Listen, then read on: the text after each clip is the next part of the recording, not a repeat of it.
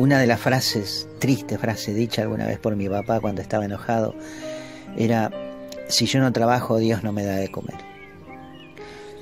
Lo recuerdo aquí nada más para poder empezar a hablar de algo que considero importante respecto al accionar de Dios en la vida de todos.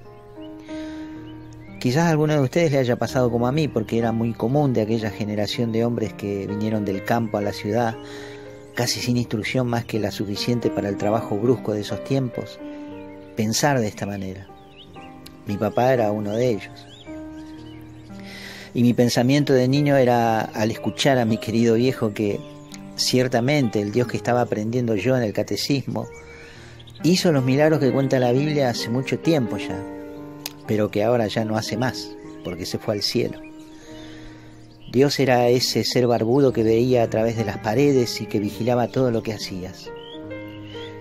Sumado a esto estaba también alguna mamá o abuela que en Viernes Santo nos retaba diciendo que no se podía gritar ni correr, porque ese día Dios estaba muerto.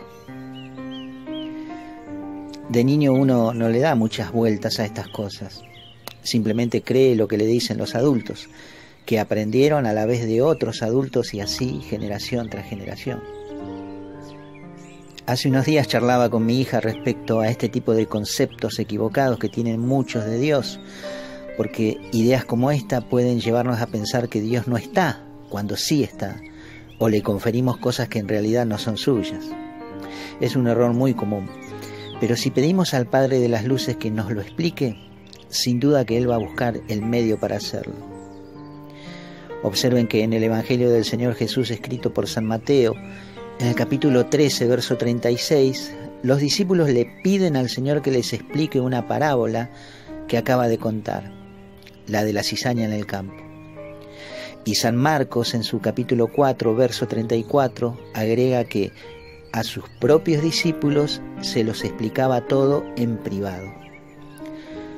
Por lo que podemos abrigar la esperanza de que nuestras dudas pueden ser quitadas en la intimidad con Jesús. Bueno, continúo.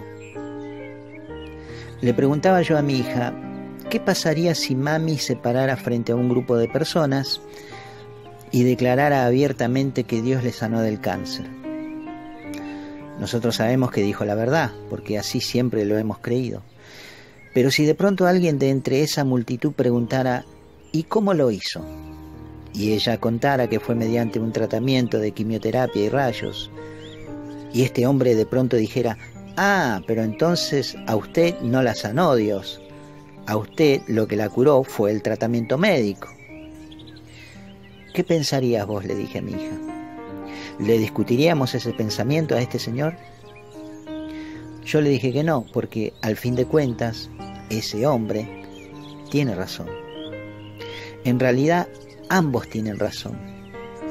Mami tiene razón al declarar que Dios le curó, pero ese hombre también tiene razón al alegar que fue por el tratamiento médico. Entonces pensemos, ¿por qué una cosa va a invalidar a la otra? Si mami está hablando del autor del hecho y el interlocutor habla del medio por lo que sucedió la curación. Miren, yo creo en los milagros, pero tampoco creo que todo es un milagro. Eso que algunos dicen que cada día que amanece es un milagro, que la gestación de un bebé es un milagro, que el sol, la lluvia son un milagro cada día.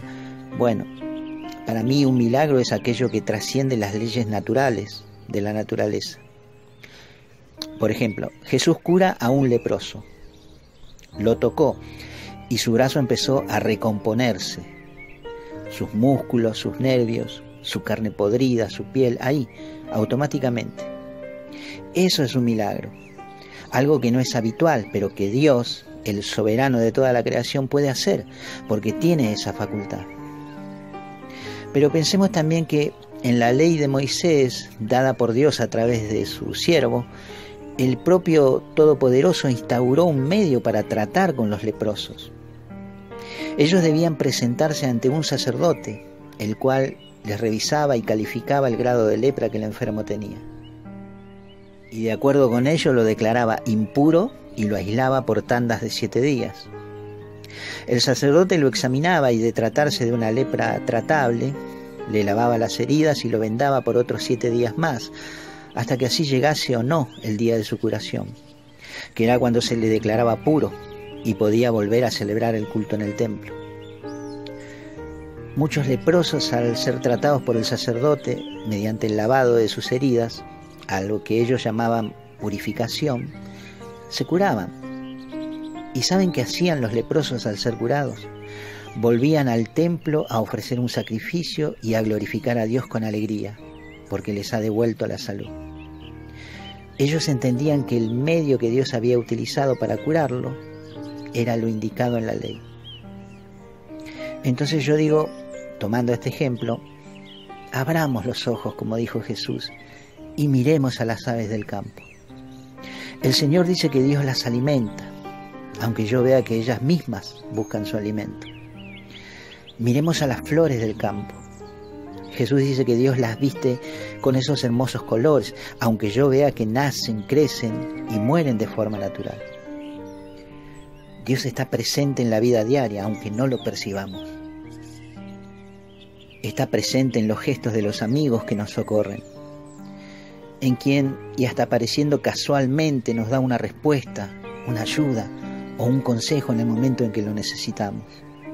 Y está presente en cada tratamiento médico, en cada cirugía, en cada mano que nos ayuda en el camino de recuperar la salud, porque así Él lo ha querido.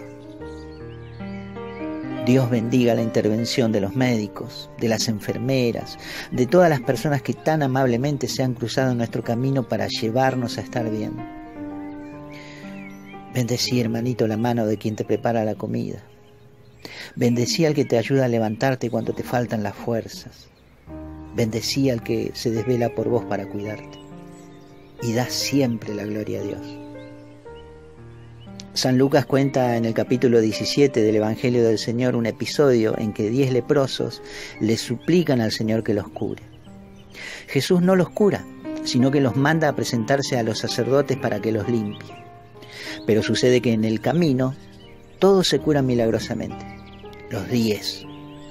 Pero uno solo, un samaritano, un extranjero, vuelve a arrojarse a los pies de Jesús glorificando a Dios. Y el Señor le pregunta, ¿no quedaron limpios los 10?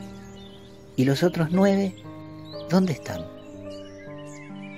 Amigos míos, no seamos ciegos ni desagradecidos de lo que Dios hace en nuestras vidas, porque dando gracias por las pequeñas cosas, glorificamos al autor de las grandes, que es Dios Padre.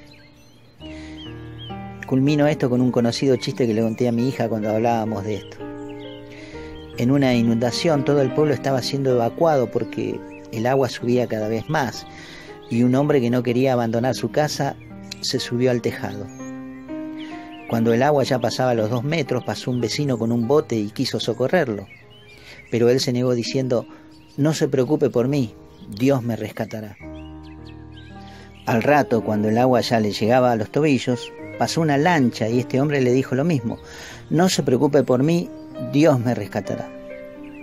Finalmente llega un helicóptero rescatista y le arroja una escalerilla para que se sujete, porque el agua ya le tapaba las rodillas. Y él nuevamente alegaba, Dios me rescatará. Bueno, sabrán que finalmente el hombre murió ahogado y se fue al cielo. Y al llegar al cielo pidió enojadísimo hablar con Dios. Le iba a exigir explicaciones que por qué, si él tanto había confiado que le rescataría, no lo hizo. Entonces Dios lo miró y le dijo, no entiendo qué pasó. Te mandé un bote, una lancha y un helicóptero. No seamos como este hombre, hermanito, hermanita. Pidamos a Dios que intervenga en nuestras situaciones, pero cuando salgamos de ellas, no seamos como los leprosos que no volvieron. Antes bien, glorifiquemos siempre el nombre del Señor, porque Él interviene en todas las cosas para el bien de los que le aman. ¿Lo crees? Amén, entonces.